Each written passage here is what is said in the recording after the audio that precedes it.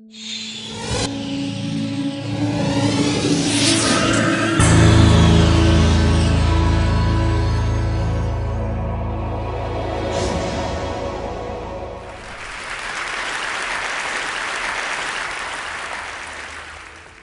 afternoon. There's a medical revolution happening all around us, and it's one that's going to help us conquer some of society's most dreaded conditions, including cancer. And the revolution is called angiogenesis, and it's based on the process that our bodies use to grow blood vessels. So why should we care about blood vessels? Well, the human body is literally packed with them, 60,000 miles worth in a typical adult. End to end, that would form a line that would circle the Earth twice. The smallest blood vessels are called capillaries. We've got 19 billion of them in our bodies. And these are the vessels of life. And as I'll show you, they can also be the vessels of death. Now, the remarkable thing about blood vessels is that they have this ability to adapt to whatever environment they're growing in. For example, in the liver, they form channels to detoxify the blood. In the lung, they line air sacs for gas exchange. In muscle, they corkscrew so that muscles can contract without cutting off circulation. And in nerves, they course along like power lines, keeping those nerves alive. And we get most of these blood vessels when we're actually still in the womb.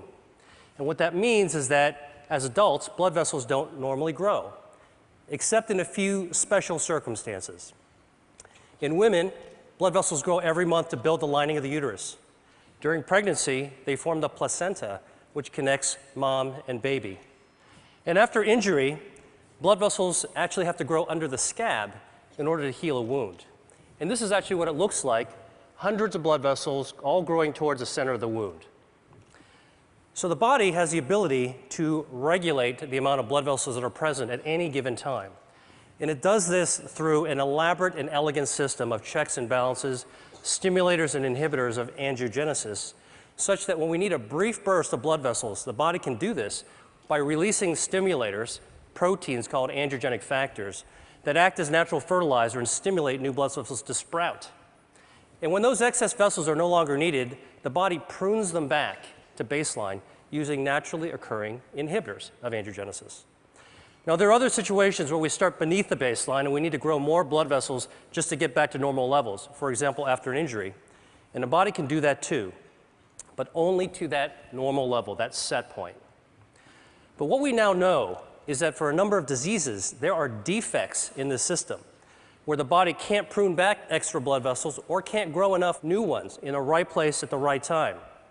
And in these situations, angiogenesis is out of balance. And when angiogenesis is out of balance, a myriad of diseases result. For example, insufficient angiogenesis, not enough blood vessels, leads to wounds that don't heal, heart attacks, legs without circulation, death from stroke, nerve damage. And on the other hand, excessive angiogenesis, too many blood vessels, drives disease. And we see this in cancer, blindness, arthritis, obesity, Alzheimer's disease. In total, there are more than 70 major diseases affecting more than 1 billion people worldwide that all look on the surface to be different from one another, but all actually share abnormal angiogenesis as their common denominator. And this realization is allowing us to reconceptualize the way that we actually approach these diseases by controlling angiogenesis. Now, I'm going to focus on cancer because angiogenesis is a hallmark of cancer, every type of cancer. So here we go. This is a tumor, dark, gray, ominous mass growing inside a brain. And under the microscope, you can see hundreds of these brown-staining blood vessels, capillaries, that are feeding cancer cells, bringing oxygen and nutrients. But cancers don't start out like this. And in fact, cancers don't start out with a blood supply. They start out as small, microscopic nests of cells that can only grow to 1/2 a cubic millimeter in size. That's the tip of a ballpoint pen. Then they can't get any larger because they don't have a blood supply, so they don't have enough oxygen or nutrients. And in fact, we're probably forming these microscopic cancers all the time in our body. Autopsy studies from people who died in car accidents have shown that about 40% of women between the ages of 40 and 50 actually have microscopic cancers in their breasts. About 50% of men in their 50s and 60s have microscopic prostate cancers. And virtually 100% of us, by the time we reach our 70s, will have microscopic cancers growing in our thyroid. Yet without a blood supply, most of these cancers will never become dangerous. Dr. Judah Folkman, who was my mentor and who was the pioneer of the angiogenesis field, once called this cancer without disease. So the body's ability to balance angiogenesis, when it's working properly, prevents blood vessels from feeding cancers. And this turns out to be one of our most important defense mechanisms against cancer. In fact, if you actually block angiogenesis and prevent blood vessels from ever reaching cancer cells, tumors simply can't grow up. But once angiogenesis occurs, cancers can grow exponentially. And this is actually how a cancer goes from being harmless to deadly. Cancer cells mutate, and they gain the ability to release lots of those angiogenic factors, natural fertilizer, that tip the balance in favor of blood vessels invading the cancer. And once those vessels invade the cancer, it can expand, it can invade local tissues, and the same vessels that are feeding tumors allow cancer cells to exit into the circulation as metastases. And unfortunately, this late stage of cancer is the one at which it's most likely to be diagnosed, when angiogenesis is already turned on and cancer cells are growing like wild. So, if angiogenesis is a tipping point between a harmless cancer and a harmful one, then one major part of the angiogenesis revolution is a new approach to treating cancer by cutting off the blood supply. We call this anti-angiogenic therapy, and it's completely different from chemotherapy because it selectively aims at the blood vessels that are feeding the cancers. And we can do this because tumor blood vessels are unlike normal healthy vessels we see in other places of the body. They're abnormal, they're very poorly constructed, and because of that, they're highly vulnerable to treatments that target them. And in fact, when we give cancer patients anti-angiogenic therapy, here, an experimental drug for a glioma, which is a type of a brain tumor, you can see that there are dramatic changes that occur when the tumor is being starved. Here's a woman with a breast cancer being treated with the anti-angiogenic drug called Avastin, which is FDA approved, and you can see that the halo of blood flow disappears after treatment. Now, I've just shown you two very different types of cancer that both responded to anti-angiogenic therapy. So a few years ago, I asked myself, can we take this one step further and treat other cancers, even in other species? So here is a 9-year-old boxer named Milo who had a very aggressive tumor called a malignant neurofibroma growing on his shoulder. It invaded to his lungs. His veterinarian only gave him 3 months to live. So we created a cocktail of anti-angiogenic drugs that could be mixed into his dog food, as well as an anti-angiogenic cream that could be applied on the surface of the tumor. And within a few weeks of treatment, we were able to slow down that cancer's growth such that we were ultimately able to extend Milo's survival to 6 times what the veterinarian had initially predicted, all with a very good quality of life. And we've subsequently treated more than 600 dogs. We have about a 60% response rate and improved survival for these pets that were about to be euthanized. So let me show you a couple of even more interesting examples. This is a 20-year-old dolphin living in Florida, and she had these lesions in her mouth that, over the course of 3 years, developed into invasive squamous cell cancers. So we created an anti-angiogenic paste. We had it painted on top of the cancer 3 times a week, and over the course of 7 months, the cancers completely disappeared and the biopsies came back as normal. Here's a cancer growing on the lip of a quarter horse named Guinness. It's a very, very deadly type of cancer called an angiosarcoma, had already spread to his lymph nodes. So we used the anti-angiogenic skin cream for the lip and the oral cocktail so we could treat from the inside as well as the outside. And over the course of 6 months, he experienced a complete remission. And here he is 6 years later, Guinness, with his very happy owner. Now, obviously, anti-angiogenic therapy could be used for a wide range of cancers. And in fact, the first pioneering treatments for people as well as dogs are already becoming available. There's 12 different drugs, 11 different cancer types, but the real question is, how well do these work in practice? So here is actually the patient survival data from 8 different types of cancer. And the bars represent survival time taken from the era in which there was only chemotherapy or surgery or radiation available. But starting in 2004, when anti-angiogenic therapies first became available, you can see that there has been a 70 to 100% improvement in survival for people with kidney cancer, multiple myeloma, colorectal cancer, and gastrointestinal stromal tumors. That's impressive. But for other tumors and cancer types, the improvements have only been modest. So I started asking myself, why haven't we been able to do better? And the answer to me is obvious. We're treating cancer too late in the game, when it's already established and oftentimes it's already spread or metastasized. And as a doctor, I know that once a disease progresses to an advanced stage, achieving a cure can be difficult, if not impossible. So I went back to the biology of angiogenesis and started thinking, could the answer to cancer be preventing angiogenesis? Beating cancer at its own game, so that cancers could never become dangerous. This could help healthy people, as well as people who have already beaten cancer once or twice and want to find a way to keep it from coming back. So to look for a way to prevent angiogenesis in cancer, I went back to look at cancer's causes. And what really intrigued me was when I saw that diet accounts for 30 to 35% of environmentally caused cancers. Now, the obvious thing is to think about what we could remove from our diet, what to strip out, take away.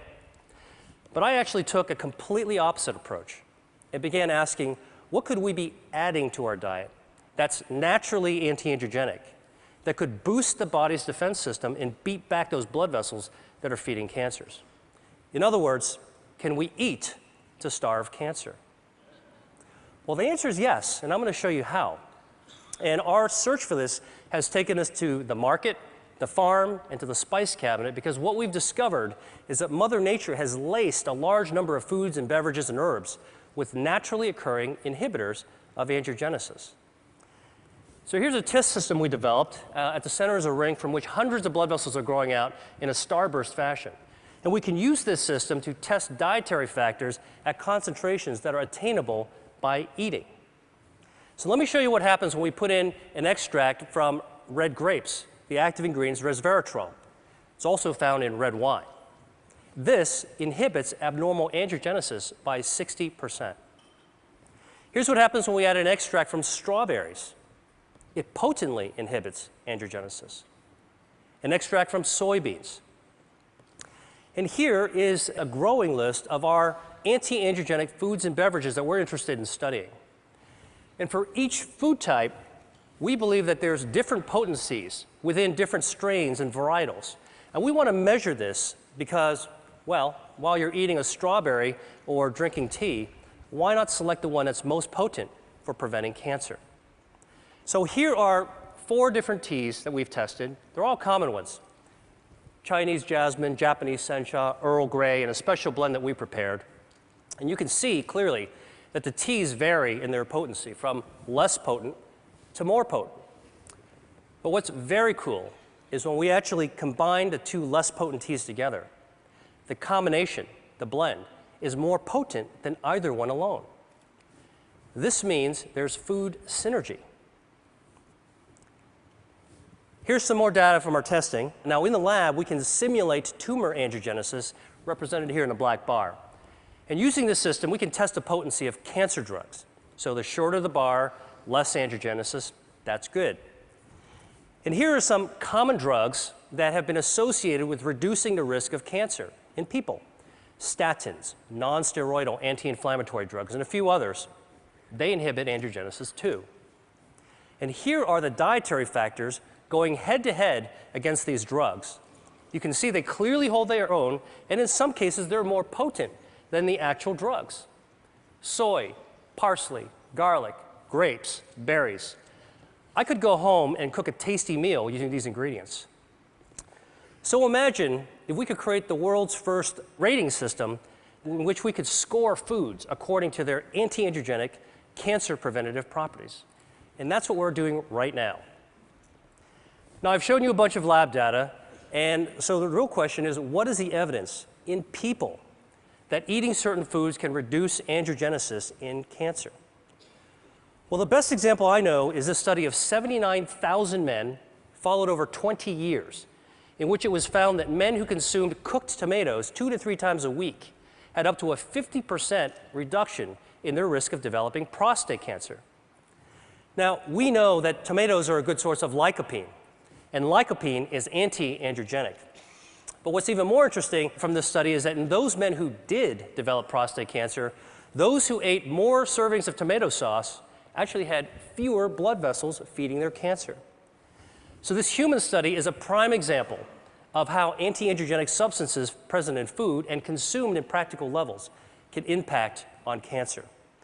And we're now studying the role of a healthy diet with Dean Ornish at UCSF and Tufts University on the role of this healthy diet on markers of angiogenesis that we can find in the bloodstream. Now, obviously, what I've shared with you has some far-ranging implications even beyond cancer research, because if we're right, it could impact on consumer education, food services, public health, and even the insurance industry. And in fact, some insurance companies are already beginning to think along these lines. Check out this ad from Blue Cross Blue Shield of Minnesota. And for many people around the world, dietary cancer prevention may be the only practical solution, because not everybody can afford expensive end-stage cancer treatments, but everybody could benefit from a healthy diet based on local, sustainable, anti-angiogenic crops. Now, finally, I've talked to you about food, and I've talked to you about cancer, so there's just one more disease that I have to tell you about, and that's obesity. Because it turns out that adipose tissue, fat, is highly angiogenesis dependent. And like a tumor, fat grows when blood vessels grow. So the question is, can we shrink fat by cutting off its blood supply? So the top curve shows the body weight of a genetically obese mouse that eats nonstop until it turns fat like this furry tennis ball. And the bottom curve is the weight of a normal mouse. If you take the obese mouse and give it an angiogenesis inhibitor, it loses weight. Stop the treatment, gains the weight back. Restart the treatment, loses the weight again. Stop the treatment, gains the weight back. And in fact, you can cycle the weight up and down simply by inhibiting angiogenesis. So this approach that we're taking for cancer prevention may also have an application for obesity. The really, truly interesting thing about this is that we can't take these obese mice and make them lose more weight than what the normal mouse's weight is supposed to be. In other words, we can't create supermodel mice. And this speaks to the role of angiogenesis in regulating healthy set points. Albert Szent-Györgyi once said that discovery consists of seeing what everybody has seen and thinking what nobody has thought. I hope I've convinced you that for diseases like cancer, obesity, and other conditions, that there may be a great power in attacking their common denominator, angiogenesis. And that's what I think the world needs now. Thank you.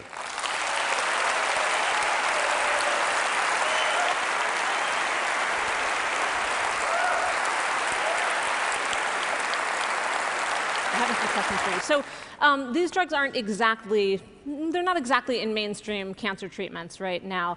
For anyone out here who has cancer, what would you recommend? Do you recommend pursuing these treatments now for most cancer patients? So there are anti-angiogenic treatments that are FDA approved. And if you're a cancer patient or working with or advocating one, you should ask it. And there are many clinical trials. The Angiogenesis Foundation is following almost 300 companies. And there's about 100 more drugs that are in the pipeline. So consider the approved ones, look for clinical trials. But then between what the doctor can do for you, we need to start asking, what can we do for ourselves? And this is one of the themes that I'm talking about, is we can empower ourselves to do the things that doctors can't do for us, which is to use knowledge and take action. And if Mother Nature has given us some clues, we think that there might be a new future in the value of how we eat. And what we eat is really our chemotherapy 3 times a day. Right. And along those lines, for people who might have risk factors for cancer, would you recommend pursuing any treatment sort of prophylactically, or simply pursuing the right diet with lots of tomato sauce? Well, you know, there's abundant epidemiological evidence, and I think in the information age, it doesn't take long to go to a credible source like PubMed, the National Library of Medicine, to look for epidemiological studies for cancer risk reduction based on diet and based on common medications. And that's certainly something that anybody can look into. Okay, well, thank you so much.